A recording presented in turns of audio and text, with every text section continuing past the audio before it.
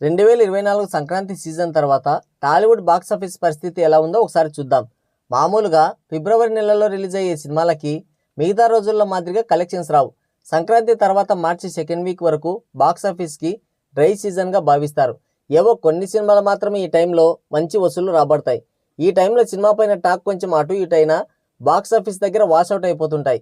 అలాగే ఈ సంవత్సరం సంక్రాంతి సీజన్ తర్వాత చాలా సినిమాలు రిలీజ్ అయ్యాయి. అండ్ అవి రిలీజ్ అయ్యాయన్న సంగతి కూడా ఎవ్వరికీ తెలియకుండా చాలా జాగ్రత్తగా వెళ్ళిపోయాయి. ఇలాంటి టైంలో ఒక చిన్న సినిమా ఊరి పేరు భైరవకొండ మాత్రం డివైడ్ టాక్ని తట్టుకొని మరీ ఫస్ట్ వీకెండ్లో మంచి కలెక్షన్స్ రాబట్టింది. కేవలం 3 రోజుల్లోనే బాక్స్ ఆఫీస్ వద్ద 12-13 కోట్ల మేర వసూళ్లు రాబట్టింది. ఈ సీజన్లో ఒక చిన్న సినిమా స్థాయికి అందులోనూ డివైడ్ టాక్తో కూడా సాధించిన వసూళ్లు గొప్ప అని చెప్పుకోవాలి. డివైడ్ టాక్తోనే ఊరి పేరు భైరవకొండ మూవీ ఇంత మంచి కలెక్షన్స్ రాబట్టిందంటే సినిమా కనుక మనం ఎక్స్పెక్ట్ చేసిన రేంజ్లో ఉండుంటే సినిమా రిజల్ట్ వేరేలా ఉండుండేది. పోయిన సంవత్సరం ఇదే జనర్లో రిలీజ్ అయ్యి సెన్సేషనల్ బ్లాక్ బస్టర్ అయిన విరూపాక్షలాగా బ్లాక్ బస్టర్ హిట్ అయ్యిండేది. కానీ టీజర్ అండ్ ట్రైలర్ ఉన్నంతగా సినిమా లేదు. ఒక సక్సెస్ఫుల్ జనర్లో కథ రాసుకొని అన్ని హంగులు బాగానే సమకూర్చుకున్నాడు డైరెక్టర్. కానీ కథను అనుకున్నంత థ్రిల్లింగ్గా ఎంగేజింగ్గా చెప్పలేకపోయాడు. టార్చ్ వేసుకొని చూసినా కూడా సినిమా మొత్తంలో ఒక హై మూమెంట్ కూడా లేదు.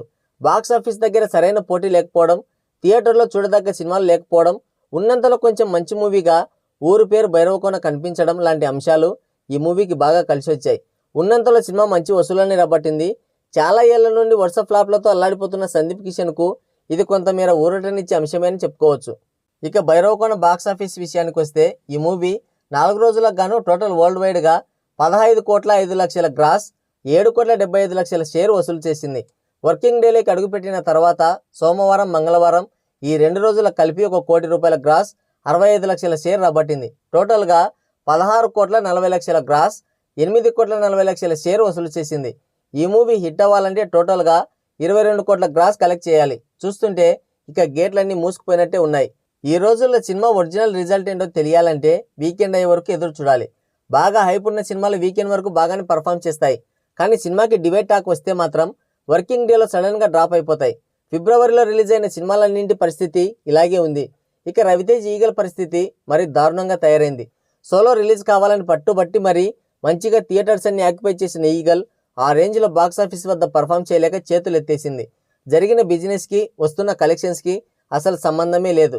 సినిమా మొత్తం మీద 22 కోట్ల రేంజ్లో బ్రేక్ ఈవెన్ టార్గెట్లో బరిలోకి దిగిన ఈగల్ 13 రోజులు పూర్తయిన తర్వాత కూడా ఇంకా క్లీన్ హీట్ కోసం దేబిరిస్తుంది. చూస్తుంటే ఇక ఆల్మోస్ట్ ఫైనల్ రన్ పూర్తయినట్లే కనబడుతుంది. రవితేజ్ కెరీర్లో అత్యంత భారీ బడ్జెట్తో తెరకెక్కించిన సినిమా ఈగల్. ధమాకాలాని బ్లాక్ బస్టర్ సినిమాని చేసిన పీపుల్స్ మీడియా వాళ్ళు ఈ సినిమాని ఎంతో ప్రతిష్టాత్మకంగా తీసుకొని భారీ బడ్జెట్లో నిర్మించారు. సంక్రాంతికి భారీ పోటీ మధ్య రిలీజ్ అవ్వాల్సింది కానీ కుదరక వాయిదా పడింది.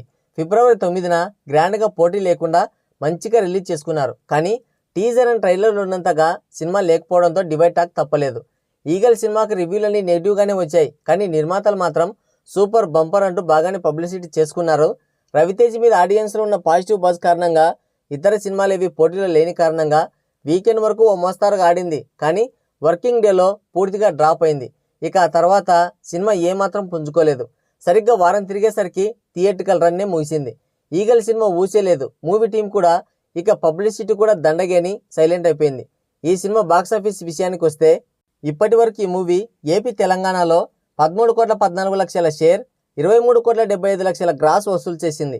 టోటల్ వరల్డ్ వైడ్గా 16,16,00,000 షేర్, 30,25,00,000 గ్రాస్ రాబట్టింది. 22 కోట్ల బ్రేక్ ఈవెన్ టార్గెట్తో బరిలోకి దిగిన ఈ సినిమా టోటల్గా 6 కోట్ల వరకు నష్టాలనే మిగిల్చింది. ఈ సంవత్సరానికి ఫిబ్రవరి నెలలో కాస్తో కూస్త బజ్ ఉన్న సినిమాలు ఇవి రెండే. అందుకే వీటి బాక్స్ ఆఫీస్ రిపోర్ట్ మీకోసం అందిస్తున్నాను. ఈ 2 సినిమాల ఫైనల్ వర్డిక్ట్ వచ్చేసి ఫ్లాప్. సో ఇది వీడియో.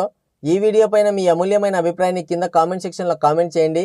మరో ఇంట్రెస్టింగ్ వీడియోతో మళ్ళీ కలుద్దాం. Thank you. Take care. Bye bye.